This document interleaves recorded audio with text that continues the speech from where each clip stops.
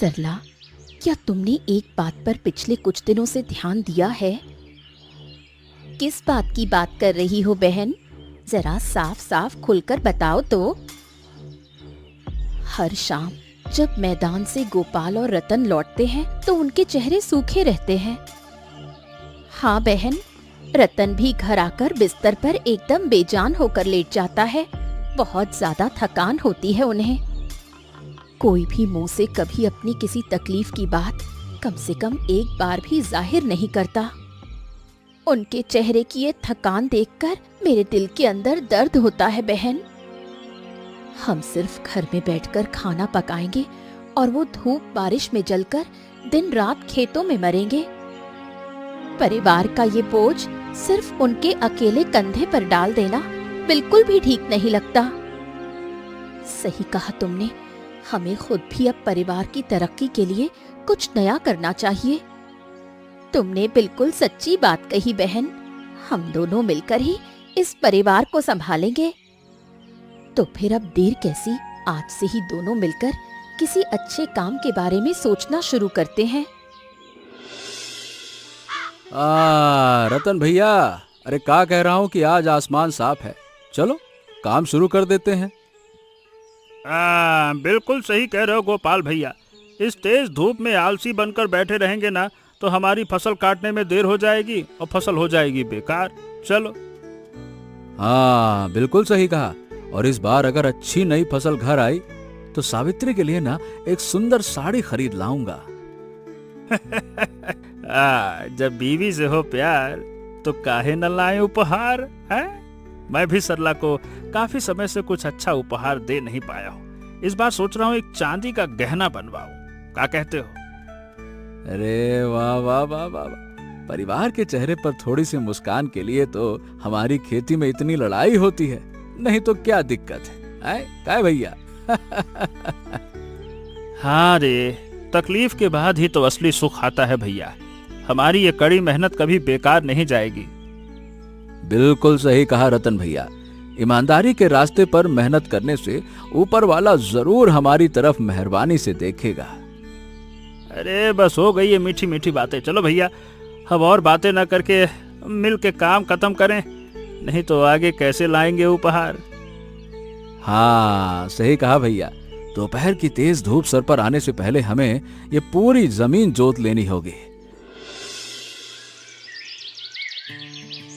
अरे गोपाल बेटा, तुम दोनों इस तेज धूप के बीच में बड़े सुंदर ढंग से जमीन जोत रहे हो। क्या बात है भाई, देख रहा हूँ बड़ा अच्छा काम चल रहा है। लेकिन आप इस चिलचिलाती धूप में ये दोपहर में पगडंडी से होते हुए इतनी तकलीफ करके काहे के लिए आए हैं? अरे तुम लोगों की ये कड़ी मेहनत और ईमानदारी देखकर अरे भाई मेरा तो बूढ़ा दिल खुश हो गया रे बेटा। हाँ, अरे हम लोग तो मामूली किसान हैं चाचा। खेत में हल चलाना ही तो हमारा असली धर्म है।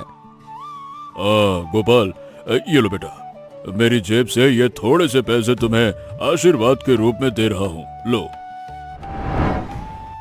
अरे चाचा, हमने तो आपसे कोई पैसे मांगे नहीं है। ये धन मैं किस हिम्मत से लूं? ना ना ना ना। इस तरह मना मत करो बेटा। ये धन तुम लोगों के लिए किसी अच्छे और नेक काम में आए, इसीलिए दे रहा हूँ।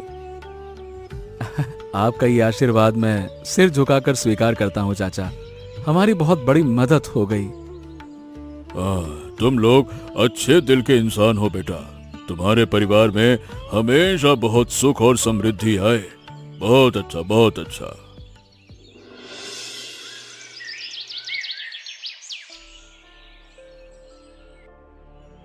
अरे सावित्री, पता है आज क्या हुआ? अरे आज पगडंडी पर, खेत की पगडंडी पर परम आदरणीय हरिपत चाचा जी से अचानक मुलाकात हो गई। ऐसा क्या? चाचा इस चिलचिलाती दोपहर में खेत की तरफ अचानक क्यों गए थे? वो हम दोनों दोस्तों की कड़ी मेहनत देखकर और ईमानदारी देखकर बड़े खुश हुए हैं सावित्री। तो क्या चाचा ने सिर्फ मुंह से ही तारीफ की या कोई नई बात भी कही? चाचा ने खुश होकर आशीर्वाद के रूप में मेरे हाथ में ये थोड़े से पैसे दे दिए। देखो, ये तो बहुत अच्छी बात है, लेकिन इस धन को हम भविष्य में कैसे काम में लाएंगे? बहन, मेरे दिमाग में एक उपाय आया है। हम इस धन से कोई नया व्यापार शुरू कर सकते हैं। हाँ सरला, हम दोनों सहेलियां मिलकर इस धन को परिवार में राहत लाने के काम में लगा सकती हैं। अरे तुम दोनों अगर किसी अच्छे और ईमानदार काम की योजना बनाती हो तो मुझे काहे को ऐतराज है भैया, कोनो समस्या नहीं है। रतन भैया भी तो हमारे साथ हैं। हम सब मिलकर इस धन को सही काम में लगाएंगे। गोपाल भैया, ये बारिश की रफ्तार तो दिन ब दिन बढ़ते ही जा रही है। खेत के चारों तरफ पानी जमा हो रहा है, देखो। हाँ रतन भैया, बाढ़ का पानी जिस तरह से बढ़ रहा है उसे देखते हुए हमें सावधानी से अपनी जिम्मेदारी निभानी होगी। हाँ, इस तेज बारिश के बीच ठंडी हवा से हाथ पैर एकदम सुन्न पड़ रहे हैं। काम करना भी मुश्किल हो रहा है। अरे रतन भैया, इस तरह हिम्मत हारने से कैसे चलेगा भाई? हमारी इस फसल पर पूरे परिवार की खुशियां टिकी हैं, याद है ना? उपहार। अरे हाँ, प्रकृति ने जो उपहार दिया है उसका क्या? बात तो बिल्कुल सही कह रहे हो गोपाल भैया। तकलीफ के बाद ही असली चैन लौटता है। हाँ, हमारी ये ईमानदारी से की गई मेहनत ऊपर वाला कभी बेकार नहीं जाने देगा। चलो हाथ बढ़ाओ, आओ आओ। हाँ भैया, पानी चाहे कितना भी बढ़े, हम अपना काम पूरे ध्यान से खत्म करके ही घर लौटेंगे। हाँ। और नहीं तो क्या, इस बारिश के दिनों में खेत की मेड़ों को अच्छी तरह से मिट्टी से बांधना जरूरी है। हाँ चलो।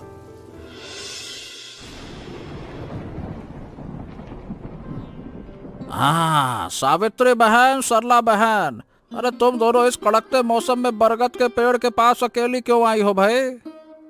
कन्हई भैया, हम दोनों मिलकर अपने परिवार की थोड़ी मदद करने की सोच रहे हैं।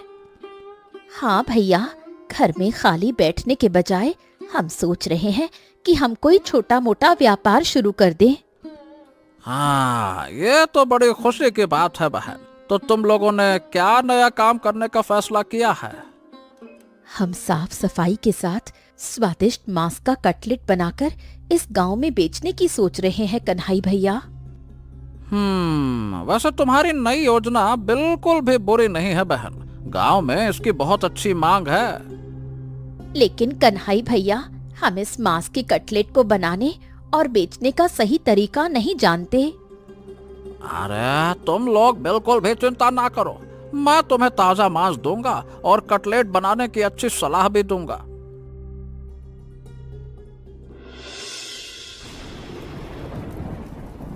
सरला, मांस का कीमा तो बहुत सुंदर भुना है। चारों तरफ बहुत अच्छी खुशबू आ रही है। हाँ बहन, मसालों की मात्रा एकदम सही है। गांव के लोग जब ये नया पकवान खाएंगे तो तारीफ करेंगे। हमारी पहले दिन की ये छोटी सी कोशिश किसी भी तरह बेकार नहीं होनी चाहिए। तुम ध्यान से काम करो। तुम बिल्कुल चिंता मत करो बहन, मैं सावधानी से गोल आकार में कटलेट बना रही हूँ।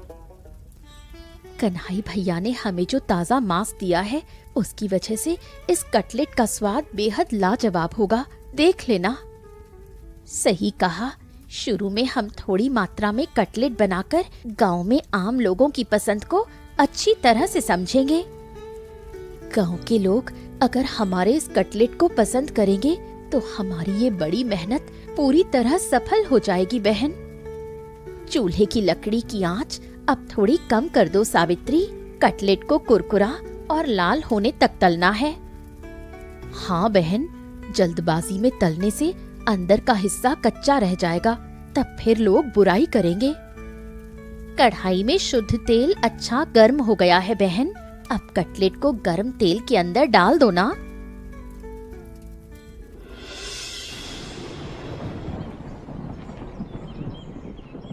सावित्री बेटी, इस खराब मौसम की शाम जूट की टोकरी हाथ में लिए तुम अचानक हमारे घर क्यों आई?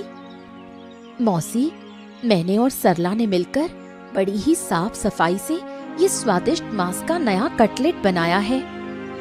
हाय हाय हाय हाय भाभी, इतनी सुंदर खुशबू चारों तरफ हवा में क्यों फैल रही है? मेरा तो सूंघ कर ही मन ललचा गया। वाह! निताई भाई, तुम एक गर्म कटलेट खा कर देखो ना कैसा बना है। हमें जरा बताओ तो सही कैसा बना है। वाह भाभी, इस कटलेट का स्वाद तो एकदम मुंह में रुक जाने जैसा है और खाने के बाद बड़ा कुरकुरा है। वाह! तुम दोनों सहेलियों ने मिलकर बाढ़ के दिनों में इतने अच्छे काम की शुरुआत की है, देखकर मुझे बहुत खुशी हो रही है बेटी। मौसी, हौसला अफजाई के लिए आपका बहुत बहुत शुक्रिया। आपने हमें नए रास्ते पर चलने का भरोसा दिया है। भाभी, अब मुझसे और इंतजार नहीं हो रहा है। 4 बड़े कटलेट कागज के लिफाफे में अच्छी तरह से भर के दे दो भाभी, मजा आ जाए। मैं भी गांव के बाकी लोगों तक तुम्हारे इस अच्छे खाने की खबर अच्छी तरह पहुंचा दूंगी बेटी।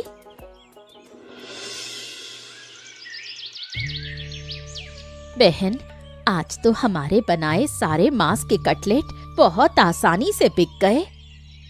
हाँ सरला, पहले दिन की कमाई के इन पैसों को हम सावधानी से घर के अंदर अलग से जमा करेंगे।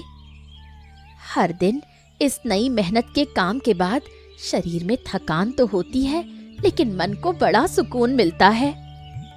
परिवार के मुश्किल वक्त में हमारे ये जमा किए पैसे जब काम आएंगे, तब सारी थकान एक बार में मिट जाएगी। गोपाल भैया और मेरे रतन अगर हमारे इस नए व्यापार के बारे में जान जाएं, तो कैसा होगा बहन? वो अभी खेत के काम में व्यस्त हैं। सही समय आने पर हम खुद ही सब कुछ विस्तार से बताएंगे। तुमने बिल्कुल ठीक कहा बहन। धीरे धीरे पैसे जमा करके हम अपने घर की इस गरीबी को हमेशा के लिए दूर कर देंगी। कल कटलेट बनाने के लिए हमें सुबह सुबह ही कन्हई भाई की दुकान से मांस लाना होगा सरला। हाँ बहन, आज रात को ही कटलेट बनाने के बाकी जरूरी मसाले हम घर के अंदर अच्छी तरह समेट कर रख लेते हैं। चलो।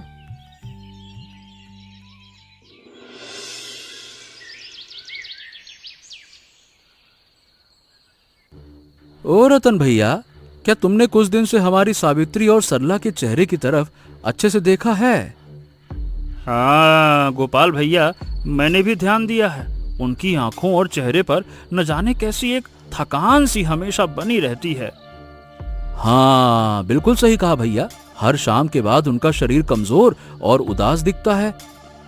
पता नहीं मन में चिंता हो रही है कि हो क्या रहा, चल क्या रहा है।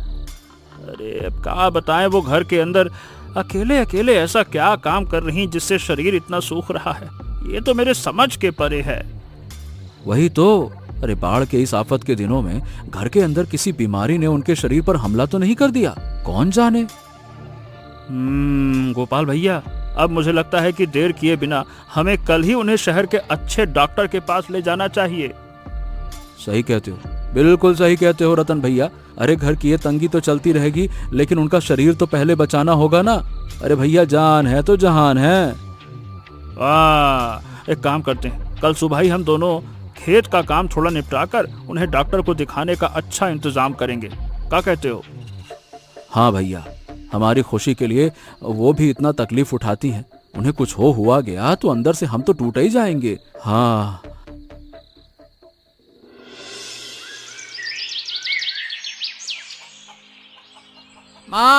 गोपाल भैया, रतन भैया, अरे तुम दोनों ये दोपहर में रास्ते से होते हुए अचानक मेरी इस दुकान पर क्यों आए भाई? सब ठीक तो है? अरे कनाई भैया, हमारे घर की सावित्री और सरला बीमार हो गई हैं। उनका शरीर आजकल बिल्कुल ठीक नहीं रह रहा है। हाँ कनाई भैया, हर दिन उनके शरीर में कमजोरी दिखाई देती है। क्या आप किसी अच्छे डॉक्टर का पता जानते हैं? अरे तुम लोग कैसे अजीब अजीब बातें कर रहे हो भैया। अब वो बीमार नहीं है, बल्कि एक बहुत अच्छा काम कर रहे हैं। क्या काम? कनाई भैया, तुम जरा खुलकर साफ साफ बताओ तो। वो हमारे घर के अंदर ऐसा कौन सा काम कर रही जो हमको नहीं पता? सावित्री और सरला बहन मिलकर बाढ़ के दिनों में तुम्हारे परिवार की खुशी के लिए दिन रात मेहनत करके ना मांस का कटलेट बना रहे हैं। क्या क्या बात कर रहे हो कनाई भैया? उन्होंने घर का अभाव दूर करने के लिए हमें बिना बताए ही उतना बड़ा व्यापार शुरू कर दिया। वही तो भैया, वही तो। इस आफत के दिनों में गांव के सभी लोगों तक स्वादिष्ट और ताजा कटलेट पहुंचा रहे हैं। कनाई भैया, ये सब सुनकर मेरे दिल के अंदर भावुकता और पछतावा हो रहा है भैया, क्या बताएं। ए सावित्री, तुम दोनों ने हमें बिना बताए घर के अंदर इतना बड़ा मेहनत का काम क्यों शुरू किया, बताओ। आप दिन रात खेतों में काम करके अपने आप को जला मारेंगे और हम सिर्फ घर में बैठकर आराम करेंगे, ऐसा होता है क्या? हाँ गोपाल भैया, हम तो सिर्फ इस बाढ़ के दिनों में हमारे परिवार की तकलीफों की जिम्मेदारी थोड़ी बांटना चाहते थे। लेकिन सरला, तुम्हारी ये थकान और कड़ी मेहनत हमारे दिल के अंदर बहुत, क्या बताऊं, बहुत दुख होता है बहन। जिंदगी का रास्ता तो तभी आसान होता है जब परिवार के सभी लोग मिलकर एक दूसरे का हाथ मजबूती से थामते हैं। हम दोनों सहेलियां मिलकर अपनी ईमानदारी का ये छोटा व्यापार किसी भी तरह अब बीच रास्ते में बंद नहीं कर सकती भैया। तुम्हारी सच्ची बात को सुनकर आज मेरा सीना गर्व और खुशी से पूरी तरह से भर गया सावित्री। आप लोग चिंता मत कीजिए, ऊपर वाला हमारी ईमानदारी की इस नई मेहनत को कभी बेकार नहीं जाने देगा। ए रतन भैया, कढ़ाई का शुद्ध तेल तो अब एकदम बढ़िया गर्म हो चुका है।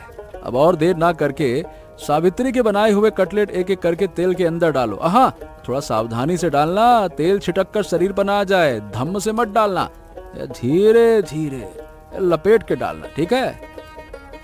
अरे हाँ, चिंता ना करो भैया, मैं सावधानी से कटलेट को तेल के अंदर डाल रहा हूँ और लकड़ी के छनोटे से लाल होने तक तल रहा हूँ। आग की आंच बिल्कुल सही रखी है मैंने, ताकि अंदर से कच्चा ना रहे। आप दोनों भाई जिस तरह सुबह सुबह बाजार से सारा सामान और कन्हई भैया की दुकान से ताजा मांस लाने की जिम्मेदारी अपने कंधों पर उठा चुके हैं, उससे हमारा खाना बनाने की मेहनत बहुत कम हो गई है। सचमुच आप लोग साथ न होते तो हम दोनों सहेलियां अकेले इतना बड़ा काम नहीं संभाल पाती। सावित्री, अरे परिवार का काम किसी अकेले का थोड़ी होता है। इतने दिनों से तुम लोगों ने घर के अंदर अकेले अकेले इतनी तकलीफ उठाई और हम कुछ जान भी ना पाए। सब मिलकर हाथ बटाएं तो मुश्किल रास्ता भी आसान हो जाता है। अब से हम चारों एक साथ ही सब कुछ संभालेंगे, ठीक है? हाँ, बिल्कुल सच्ची बात कही गोपाल भैया। खेत के कठिन काम के साथ साथ इस घर के व्यापार में मदद करने में मुझे भी बहुत अच्छा लग रहा है। अपने घर के लिए मेहनत करने में कोई शर्म नहीं है भैया, मन को बल्कि बहुत बड़ी शांति मिलती है, अच्छा लगता है अंदर से। सावित्री बहन, मांस का कीमा और मसालों का ये मिश्रण मैंने हथेली से बड़ा सुंदर गोल करके चपटा कर लिया है। ये लो, कटलेट का बाकी ये कच्चा मसाला मैं एक एक करके तुम्हारे हाथ के पास ही इस बड़ी थाली में सजा कर दे रही हूँ। तुम अब इन्हें बिस्कुट के चूरे में अच्छी तरह लपेट लो। हाँ सरला, तुमने बहुत अच्छा किया। कटलेट का आकार अब बिल्कुल एक जैसा हुआ है। गांव के लोग इस सुंदर कटलेट को देखकर खुश होंगे। पहले दिन के कटलेट की तुलना में आज के कटलेट का स्वाद और रूप दोनों ही लाजवाब होंगे, ऐसा मेरा विश्वास है। रतन भैया देखो, अरे अरे कटलेट देखो भैया, कहीं कढ़ाई में आंच ज्यादा ना हो जाए, जल जुला ना जाए, इस बात का ध्यान रखना है ना। चलाओ उसको। और सुनो, ऊपर से कुरकुरा और अंदर से नरम होने पर गांव के ग्राहक चाव से खाएंगे, एकदम मजा आता है। हमें अपनी दुकान का नाम बनाए रखना है भैया। हाँ। अरे तुम क्या सोच रहे हो भैया कि मैं ऐसे ही कच्चा खिलाड़ी हूँ? देखो पहले घाव के कटलेट कैसे एकदम सुर्ख लाल हो गए, देखो। मैं अभी इन्हें तेल से छानकर बड़े बर्तन में निकाल रहा हूँ। सरला बहन, तुम बर्तन के नीचे एक साफ सा कागज बिछा दो, जरा बिछाओ। मैंने पहले ही कागज बिछाकर सब तैयार रखा है रतन। सावित्री बहन, देखो तो कटलेट का रंग कैसा लाजवाब आया है। खुशबू चारों तरफ हवा में कितनी सुंदर फैल रही है। मेरा तो अभी एक मुंह में डाल लेने का मन कर रहा है। जरूर खा लेना। पहले बाढ़ की इस आफत में गांव के रास्तों पर भूखे पड़े लोगों के घरों तक पहुंचाने के लिए इन्हें समेटा जाए। उसके बाद हम सब मिलकर एक साथ बैठकर तृप्ति से गर्म गर्म कटलेट खाएंगे बहन। हाँ रतन भैया, देखते ही देखते पूरा 1 साल कैसे पलक झपकते बीत गया। ये अकेले मैं सोचूं तो मुझे खुद भी हैरानी होती है। लग रहा है जैसे अभी उस दिन बाढ़ के पानी से बचने के लिए हम खेतों में दिन रात एक एक करके मेहनत कर रहे थे, है ना? हाँ गोपाल भैया, समय तो किसी के लिए रुकता नहीं है। मौसम बदलने के साथ साथ हमारा ये मांस के कटलेट का व्यापार भी गांव के लोगों के बीच में बहुत लोकप्रिय हो चुका है। अब तो पास के गांव के लोग भी हमारे हाथ का कटलेट खरीदने के लिए दौड़े चले आते हैं। हाँ, शुरू शुरू में हमारे मन में कितनी चिंता और डर थी भैया। सोचते थे घर की तंगी कैसे दूर होगी, 2 वक्त सबके मुंह में अनाज जाएगा कि नहीं जाएगा। जबकि आज हमारे परिवार में कितनी बड़ी संपन्नता और मन की शांति लौट आई है, देखो। हाँ, ये सब कुछ हमारी सावित्री और सरला बहन की सच्चाई, मेहनत, ईमानदारी और सही सूझबूझ के कारण ही मुमकिन हो पाया है भैया। उन्होंने ही तो सबसे पहले हमारे इस अंधेरे के दिनों में रोशनी दिखाई। सही है, महिलाओं की बुद्धि कितनी बड़ी हो सकती है, उन्होंने ये साबित कर दिया। बिल्कुल सही बात कह रहे हो रतन भैया। अरे उनका उस दिन घर के अंदर का छोटा सा कदम देखो, आज पूरे गांव के चेहरे पर इतनी बड़ी मुस्कान लेकर आया है। अरे हम पुरुष लोग इतना तो सोच ही नहीं पाए, और इन घर की लक्ष्मियों ने वो आसानी से करके दिखाई दिया। हाँ सही कहा। खेत की सुनहरी फसल के साथ साथ इस मांस के कटलेट के व्यापार ने हमारी जिंदगी के तकलीफ के दिन हमेशा हमेशा के लिए दूर कर दिए हैं भैया। अब हमारे किसी के घर में किसी चीज की कमी या तंगी नहीं है। ऊपर वाले की कृपा से अब हम सब चैन से हैं। हाँ भैया, सुख के दिनों में भी हमें उन दुख के दिनों की मेहनत को कभी नहीं भूलना चाहिए। ईमानदारी और आपसी प्यार ही हमारी इस इतनी बड़ी कामयाबी की असली चाबी है। चलो भैया, अब और रास्ते में देर ना करके दुकान की तरफ चलते हैं। हाँ सही कहा भैया, आज बाजार का दिन है, दुकान पर ग्राहक आएंगे। सावित्री और सरला बहन शायद अब तक कटलेट तलते तलते थक गई होंगी, हमें जाकर थोड़ा उनका हाथ बटाना चाहिए। हाँ भैया, आज की सुंदर शाम की रोशनी में हमारे मन की खुशी जैसे जैसे चारों तरफ की इस शांत हरी प्रकृति के साथ मिलकर एक हो गई हो। अरे चलो भैया, थोड़ा तेज कदम बढ़ाकर रास्ता पार कर लेते हैं। चलो चलो, आओ आओ आओ।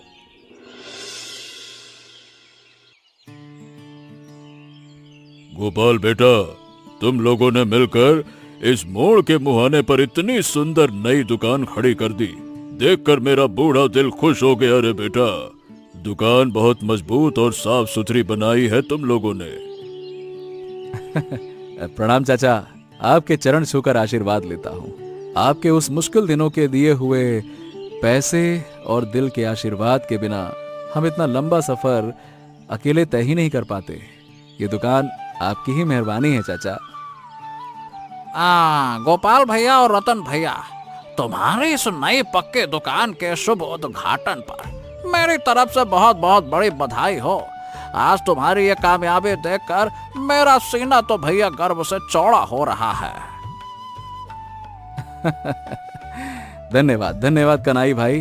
तुम अगर पहले दिन से हमारी सावित्री और सरला बहन को ताजा मांस और कटलेट बनाने की अच्छी अच्छी सलाह ना देते तो हमारा ये छोटा सा व्यापार आज इतना बड़ा रूप नहीं ले पाता। तुम्हारी इस भलाई की बात हम कभी नहीं भूलेंगे।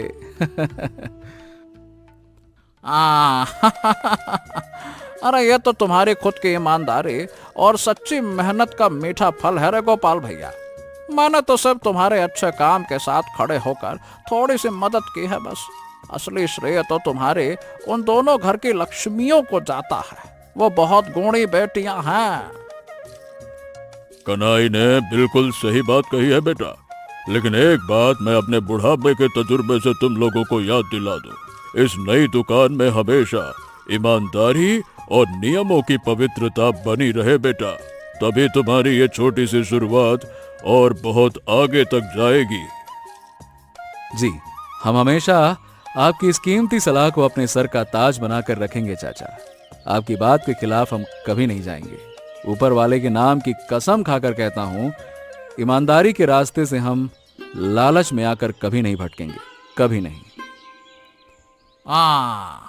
अरे गोपाल, वो सब बातें तो बाद में होंगी। अब बाहर की तरफ उठकर देखो, गांव के तमाम जरूरतमंद और आम लोग तुम्हारे इस सुंदर हाथ का कटलेट खाने के लिए भीड़ लगाकर खड़े हैं भाई।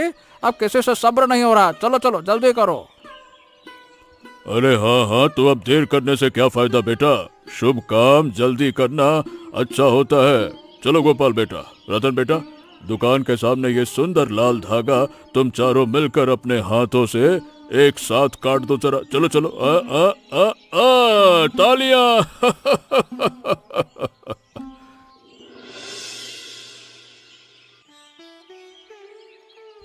गोपाल बेटा, आज इस शुभ और आनंदमय दिन पर तुम्हारे दोनों परिवारों के सभी लोगों के चेहरे पर ये सुंदर मुस्कान, आए हाय हाय, यह देखकर तो भाई मेरी दोनों आंखें एकदम तृप्त हो गई। ईमानदार इंसान के घर में जब सुख आता है तो देखना बहुत भला लगता है बेटा। चाचा, हमारी ये अनोखी कामयाबी असल में हम चारों की मिली जुली कड़ी मेहनत और ईमानदारी का मीठा फल है। आप तो जानते ही हैं, हम चारों अगर एक मन होकर कंधे से कंधा मिलाकर काम नहीं करते ना, तो ये जीत कभी नहीं मिलती। आपने बिल्कुल सही बात कही है चाचा। बाढ़ की आफत में जब हमारा घर संसार डूब रहा था, तब हम सब ने मिलकर एक दूसरे के मन का दर्द और दुख बांट लिया था। उसी वजह से आज हमारा ये सफर इतना आसान हो पाया है। बेटी सावित्री, तुम बुद्धिमान लड़की हो। याद रखना बेटी, जिंदगी में मेहनत, ईमानदारी, आपसी एकता और परिवार के सभी लोगों के प्रति सम्मान हो तो कोई भी छोटी सी शुरुआत एक दिन बड़ी सफलता का रूप ले लेती है। तुम लोग ही इसका सबसे बड़ा सबूत हो। हाँ, हम सब हमेशा मुसीबत के दिनों में भी एक दूसरे का हाथ मजबूती से थाम कर चलेंगे चाचा। कोई गलतफहमी हमारे चारों के अंदर हमने अभी तक नहीं पलने दी। इसी वजह से बाढ़ की आफत भी हमें झुका नहीं पाई। हमारे इस परिवार में असली सुख और बरकत तभी आई है चाचा, जब हम पति पत्नी या दोनों दोस्तों ने एक दूसरे के अंदर के छुपे हुए दर्द को अच्छी तरह समझा। परिवार तभी सुंदर होता है जब सब सबके लिए साथ खड़े होते हैं। हाँ, तुम्हारे इस सुंदर सोने जैसे परिवार और प्यार के बंधन को ऊपर वाला हमेशा अच्छी तरह से सलामत रखे रे बेटा। तुम्हारी ये ईमानदारी की कहानी इस गांव के हर इंसान के दिल के अंदर एक नई अच्छी सीख की रोशनी जगा दे। आपकी एक एक सच्ची बात हमारी जिंदगी के बाकी रास्ते पर चलने का मंत्र बनी रहेगी चाचा। हमेशा हम कभी आलसी नहीं बनेंगे, हमेशा मेहनत के रास्ते पर ही खुद को बनाए रखेंगे, वादा है। सुनिए, अब और बातें बढ़ाने की जरूरत नहीं है। देखिए, दुकान के बाहर ग्राहक सभी कतार में खड़े होकर गरम गरम कटलेट के लिए इंतजार कर रहे हैं। चलिए, हम चारों मिलकर स्वादिष्ट कटलेट सबके हाथों में अच्छी तरह थमा देते हैं। ओ बूढ़ी माँ, घर पे हो क्या? मैं रखाल आया हूँ, एक बार आकर बाहर मेरी बात तो सुनो। बूढ़ी माँ, ओ बूढ़ी माँ। अरे राखाल, मैं घर के अंदर ही हूँ। तू सुबह सुबह मेरे इस टूटे घर में आया, देखकर बहुत अच्छा लगा। क्या हाल चाल है बूढ़ी माँ, कैसी हो? घर के अंदर किसी चीज की कमी वमी तो नहीं है ना? बस यही जानने चला आया। और अगर तू मेरे साथ ना होता तो इस बुढ़ापे में मेरा क्या हाल होता, ये सोचकर ही रोना आता है। ओहो, तुम इस तरह अफसोस मत किया करो बूढ़ी माँ, अपने दिल में कोई चिंता मत रखो। मेरे अपने पैदा किए बच्चे तो कभी आकर मेरा हाल चाल तक नहीं लेते। इस अकेले टूटे घर में मैं दिन भर पड़ी रहती हूँ। अब बूढ़ी माँ, इस दुनिया में तुम्हारे सिवा मेरा अपना कहने वाला कोई इंसान तो बचा है नहीं, तो क्यों ना लूं तुम्हारी हाल चाल? तू साफ दिल का लड़का है राखाल। मुसीबत के दिनों में तू मेरे इस टूटे घर के दरवाजे पर आकर खड़ा हुआ है। जब तक मैं इस दुनिया में जिंदा हूं ना, मैं पूरे दिल से तुम्हारा ख्याल रखूंगा। तुम अपने मन को छोटा मत किया करो।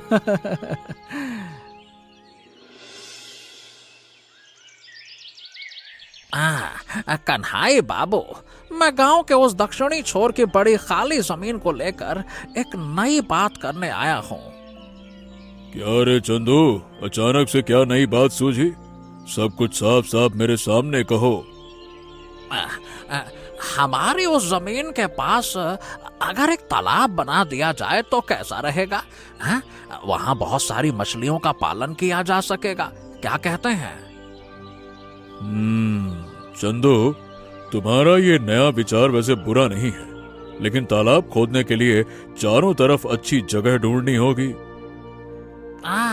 कन्हाई बाबू, जगह तो हमारे पास ही है। गांव के उस राखाल नाम के लड़के का एक बड़ा पेड़ हमारी सीमा की जमीन पर झुका हुआ है।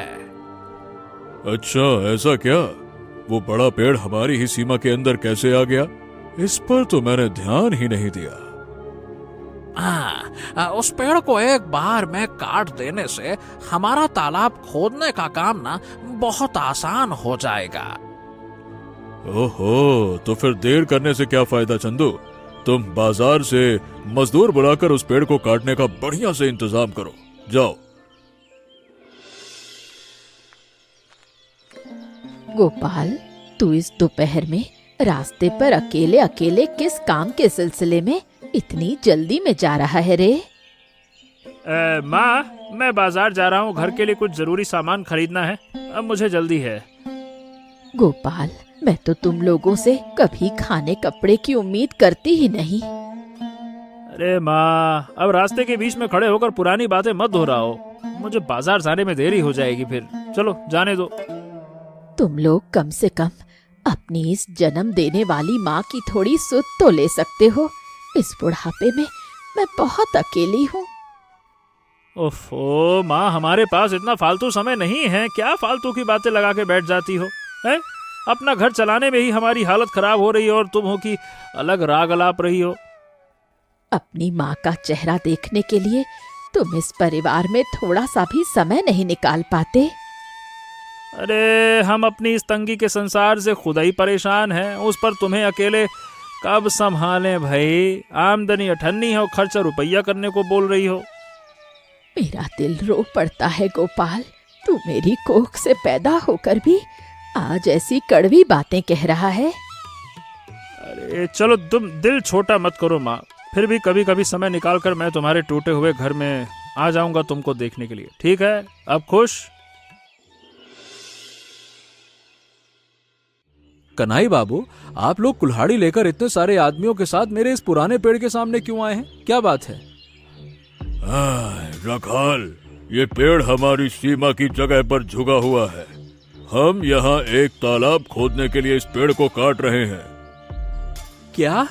कन्हाई बाबू, मैं हाथ जोड़कर कह रहा हूँ कि मेरा ये पेड़ किसी भी कीमत पर नहीं काटा जाएगा। आप लोग यहाँ से लौट जाइए, मैं आपसे निवेदन करता हूँ। राखाल, तुम इस तरह से बात मत करो। पेड़ को हमें शांति से काटने दो, हमें गुस्सा मत दिलाओ। इसके बदले मैं तुम्हें अच्छे पैसे भी दे दूंगा, समझे? ओ कन्हाई बाबू, मुझे ऐसे लालच के पैसों की कोई जरूरत नहीं है। ये पेड़ मेरा पुराना पेड़ है, इससे मेरी जिंदगी की कई सारी यादें जुड़ी हुई हैं और आप चल दिए इसको काटने हैं? ये पेड़ नहीं, मेरी यादें हैं। राखाल, तुम एक मामूली से पेड़ के लिए इतनी जिद मत करो। तालाब हमारे गांव के लिए बहुत जरूरी है। हाँ तो कुछ भी हो जाए, मैं भी ये पेड़ किसी हाल में कटने नहीं दूंगा कन्हाई बाबू। आप लोग अब एक पल भी यहाँ खड़े रहकर अपना समय बर्बाद मत करिए और मेरा भी। चलिए, रास्ता नापिए अपना, बहुत हो गया प्यार से बातें। तेरा ये घमंड बिल्कुल अच्छा नहीं है राखाल। आज मैंने तुम्हें कुछ नहीं कहा, लेकिन इसका मतलब ये नहीं है कि आगे भी कुछ नहीं कहूंगा। अभी तो मैं जा रहा हूँ, चलो।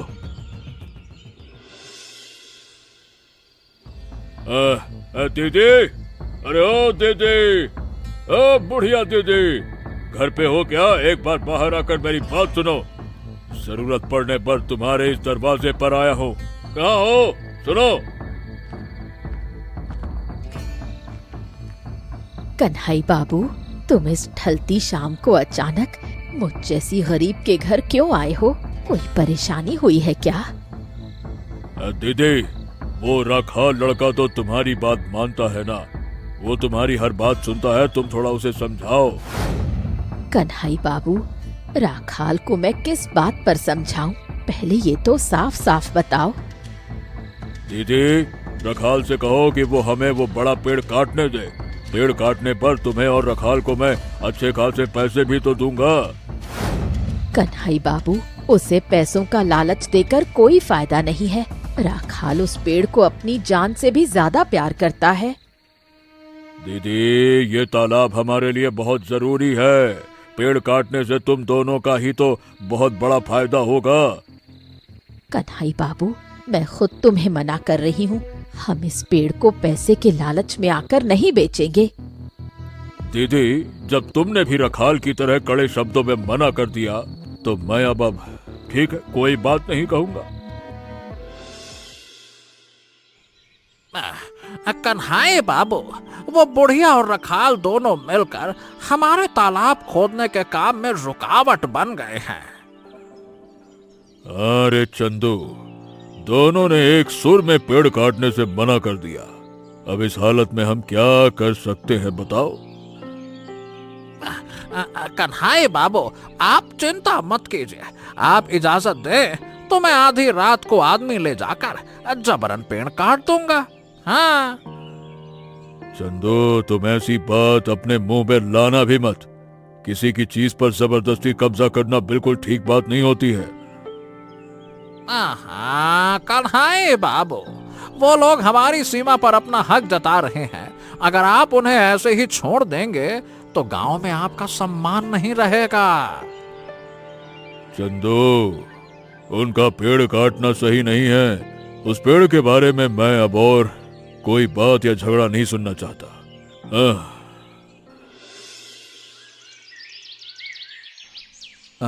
नमस्ते कन्हई बाबू, मैं आपसे एक जरूरी बात अकेले में करने आया हूँ। क्या रे रखाल, तुम अचानक से इस समय मेरे घर पे क्यों आए हो? कोई नई समस्या हुई है क्या? कन्हई बाबू, मैं आपसे गुजारिश करने आया हूँ कि हमारे उस बड़े पेड़ को आप लोग अब मत काटिए ना। अरे रखाल, तुम इस तरह से बात क्यों कर रहे हो? मैंने तो उस पेड़ को काटने का फैसला पूरी तरह से बदल दिया है। अब क्या समस्या हो गई है? कन्हई बाबू, वो पेड़ मेरे स्वर्गीय पिताजी की आखिरी निशानी है। उसके साथ हमारी जिंदगी की बहुत बड़ी भावनाएं जुड़ी हैं। तुम्हारे दिल का दर्द मैं अच्छी तरह से समझ पा रहा हूँ रखाल। चलो, अब तुम चिंता मत करो, ठीक है? कन्हई बाबू, आपकी इस दरिया दिली को मैं अपनी जिंदगी के आखिरी दिन तक याद रखूंगा। रखाल, तुम एक अच्छे और बहुत मेहनती इंसान हो। मैं अपनी खुशी से तुम्हें कुछ पैसे दे रहा हूँ, तुम इसे रख लो। कन्हई बाबू, मुझे ऐसे पैसों की कोई जरूरत नहीं है। आपकी ये दया ही मेरे लिए बहुत बड़ी बात है, सही में। रखाल, अब बेटा तुम मेरे बेटे जैसे हो। मेरा दिया हुआ तोहफा तुम्हें लेना ही होगा। लो, पकड़ो। अरे तुम्हारे किसी भी बुरे वक्त में ये पैसे काम आएंगे। रखो रखो। राखाल रे, चारों तरफ का पानी घर के अंदर मिट्टी के फर्श तक आ गया है रे। इस बाढ़ में अब मैं कहाँ जाऊं? अरे बूढ़ी माँ, तुम अपने घर के अंदर इस तरह अकेली खड़ी होकर रो मत। मैं ये बेड़ा लेकर तुम्हारे लिए तो आया हूँ। राखाल, मेरे इस घर का सारा सामान तो बाढ़ के पानी में बहकर बर्बाद हो गया रे। अरे तुम उन टूटी हुई चीजों का मोह छोड़ो बूढ़ी माँ। तुम अपना हाथ बढ़ाकर मेरे इस बेड़े पर आ जाओ। चलो, लाओ, आओ आओ आओ। राखाल, इस आपदा के समय तुम्हारे सिवा मेरा कोई अपना साथ देने वाला नहीं है रे। बूढ़ी माँ, तुम अपने दिल में डर मत लाओ। मैं तुम्हारे लिए एक सुरक्षित जगह का इंतजाम कर दूंगा। आओ ना अम्मा। राखाल, ये चारों तरफ का पानी कम होने से पहले हम दोनों किस जगह जाकर आसरा लेंगे? देखो बूढ़ी माँ, तुम और मैं अब से एक ही जगह पर एक साथ रहेंगे। चलो, अरे चलो, हम इस बेड़े को लेकर निकलते हैं। चलो। राखाल रे, तूने इस पेड़ के ऊपर इतना सुंदर घर कैसे बनाया, ये सोचकर भी हैरान हूँ। बूढ़ी माँ, इस आपदा की रात में चारों तरफ की बाढ़ से बचने के लिए इससे सुरक्षित और कोई जगह हमारे रास्ते में नहीं थी। राखाल, तेरी ये समझदारी देखकर मेरा दिल आज खुश हो गया रे। तूने बहुत बड़ा उपकार किया है। हाँ देखो बूढ़ी माँ, तुम अब नीचे गांव की तरफ देखो। गांव के सभी लोगों के घरों के अंदर कैसे पानी घुस गया है, देखो। हाँ रे राखाल, कोई भी अब अपने घर से बाहर नहीं निकल पा रहा है। सबके घरों में अब खाने की भारी कमी है। बूढ़ी माँ, इस मुसीबत के दिनों में गांव के इतने सारे लोग भूखे रहकर कष्ट पाएंगे, ये तो किसी तरह बर्दाश्त नहीं किया जा सकता। राखाल, हमारी तो इतनी हैसियत नहीं। इस हालात में हम दोनों मिलकर गांव के लोगों के लिए क्या ही कर सकते हैं, बताओ। बूढ़ी माँ, कन्हई बाबू ने मुझे कुछ अच्छे पैसे दिए थे। चलो हम दोनों मिलकर उन पैसों से बड़े बाजार चलते हैं। राखाल, तूने बिल्कुल सही बात कही है रे। हम बाजार से सस्ता चावल दाल खरीद कर लाएंगे और अपने इस पेड़ के घर में खाना बनाकर सबको खिलाएंगे। गोपाल, तू इस आपदा के दिनों में बाजार के रास्ते पर अकेला क्या कर रहा है रे? तेरे घर परिवार का क्या हाल है, मुझे थोड़ा बता तो। माँ, हमारे घर के हालात अच्छे नहीं हैं। इस लगातार होती बारिश के दिनों में कितने दिनों से हम अपने घर में बैठकर सिर्फ थोड़ा सा नमक और सफेद चावल खाकर दिन काट रहे हैं। गोपाल, तेरे मुंह से ऐसी तकलीफ की बात सुनकर माँ का दिल तड़प रहा है रे। तू अब कोई चिंता मत कर। माँ, बाजार के अंदर आज किसी भी चीज की कीमत हम जैसे गरीबों की पहुंच में बिल्कुल नहीं है। एक छटांग चावल खरीदने के लिए मेरी जेब में फालतू पैसे नहीं बचे हैं।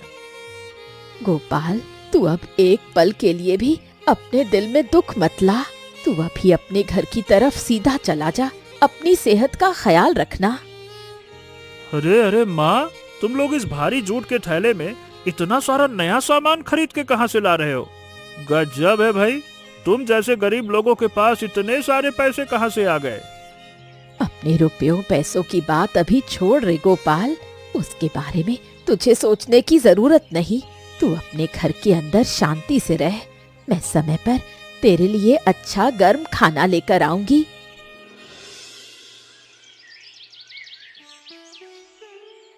भैया तुम एक पल की भी देरी किए बिना अपने घर से बाहर आ जाओ।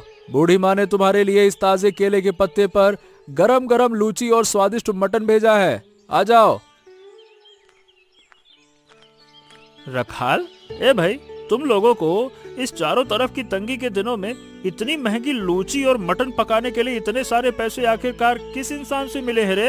हैं? भैया, अमीर कन्हई बाबू ने हमारी इस मुसीबत के दिनों में अच्छी खासी मदद की है पैसे देकर। इसी वजह से हम गांव के सभी जरूरतमंद लोगों को भरपेट खाना खिला पा रहे हैं। गोपाल रे, तू अब बाहर खड़ा ना रहकर इस गर्म और पौष्टिक खाने को अपने घर के अंदर सावित्री के पास ले जा। बहू को बहुत खुशी होगी। माँ, मैं तुम्हारे इस ममतामयी चेहरे की तरफ आज शर्म के मारे देख नहीं पा रहा हूँ। मेरे अपने दिल में बहुत पछतावा और शर्म महसूस हो रही है रे माँ। देखो भैया, तुम अपनी इस जन्म देने वाली माँ को मुसीबत के दिनों में थोड़ा भी नहीं देखते थे। घर के बरामदे में थोड़ी जगह तक नहीं देते थे, मगर तुम्हारी माँ ने तुम्हारी तकलीफ की बात सुनकर तुरंत खाना भिजवा दिया।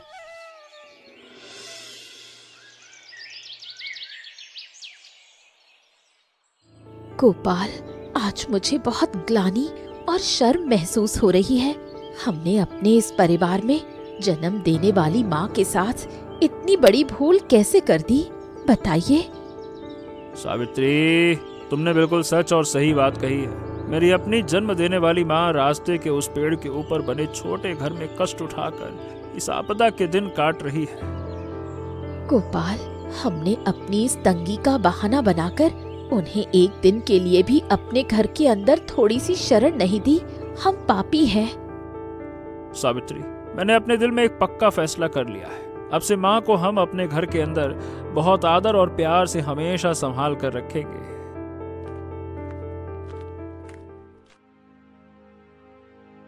ए गोपाल, अरे भाई, तुम लोग इस चारों तरफ की तंगी के समय घर के अंदर मस्त बैठकर इतनी सुंदर, स्वादिष्ट और महंगी लूची और मटन कहाँ से लाए भाई?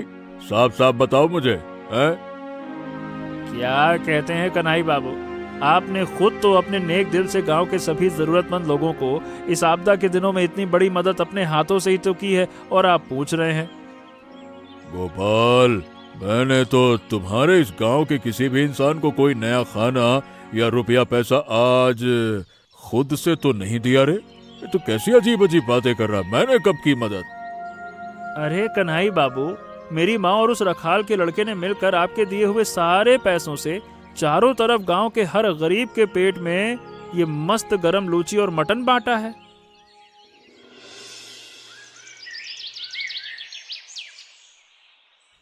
रखाल, अरे भाई तुम घर के अंदर हो क्या रे? एक बार नीचे आंगन की तरफ देखो, मैं कन्हई बाबू तुम्हारे इस दरवाजे पर आया हूँ। रखाल।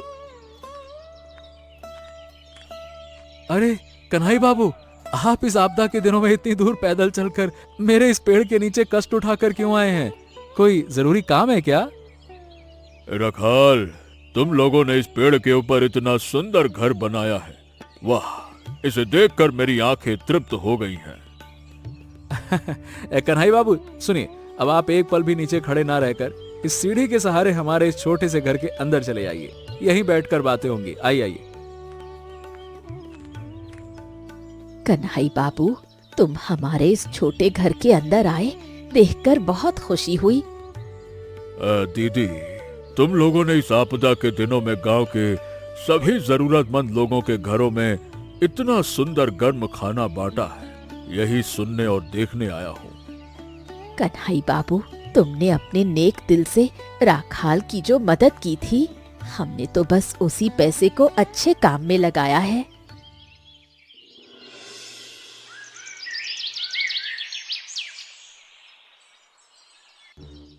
चंदू, अब तुम एक पल भी हाथ पर हाथ धरे खड़े न रहकर बाजार से भारी मात्रा में चावल, दाल और आटा खरीद कर लाओ। जाओ। कन्हई बाबू, इतना सारा सामान अचानक से किसके लिए खरीदा जा रहा है? हमारे घर के अंदर तो किसी चीज की कोई कमी ना है। अरे चंदू, तुम ये सारा सामान सावधानी से ले जाकर उस रास्ते वाले पेड़ के घर पर अच्छी तरह से पहुंचा देना। कन्हई बाबू, आपके ये सारे रुपए पैसे और इतना महंगा सामान तो वो बुढ़िया और रखाल लड़का मिलकर हजम कर जाएंगे। चंदू, तू अपना ये गंदा मुंह बंद कर। उन जैसे सच्चे और भले इंसानों के नाम पर ऐसा गंदा इल्जाम अपने मुंह से दोबारा मत लगाना, समझा? फालतू की बात करता है। कन्हई बाबू, मैंने तो बस आपके भले बुरे की सोच कर ये कड़ी बात अपने मुंह से कही है। मेरा कोई कसूर नहीं है। चंदू, इस पूरी बारिश के दिनों में बुढ़िया और रखाल मिलकर गांव के सभी जरूरतमंद लोगों को मन भरकर लूची और मटन पकाकर खिला सके, इसका इंतजाम होना चाहिए, समझा? कन्हई बाबू, अब जब आपने अपने मुंह से ऐसा हुक्म दे दिया है तो अब मैं और कोई बात अपने मुंह से नहीं कहूंगा। ठीक है, ठीक है।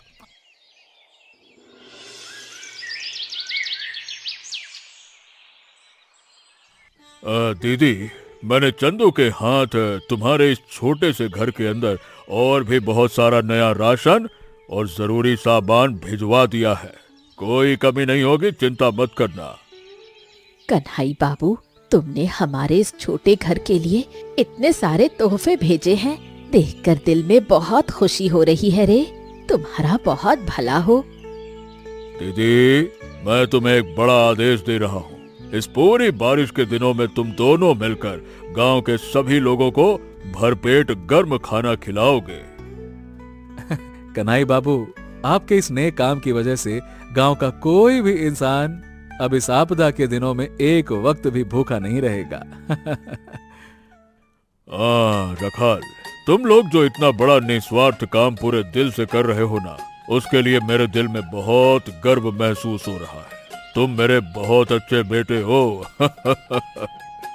कन्हई बाबू, तुम्हारे इस उपकार को हम अपनी जिंदगी के आखिरी दिन तक अच्छी तरह याद रखेंगे। तुम दीर्घायु हो। कन्हई बाबू, आपकी इस महानता के सामने खड़े होकर मैं सिर झुकाकर अपने दिल की गहराइयों से आभार जताता हूँ। आपकी दया नहीं भूलूंगा। धन्यवाद।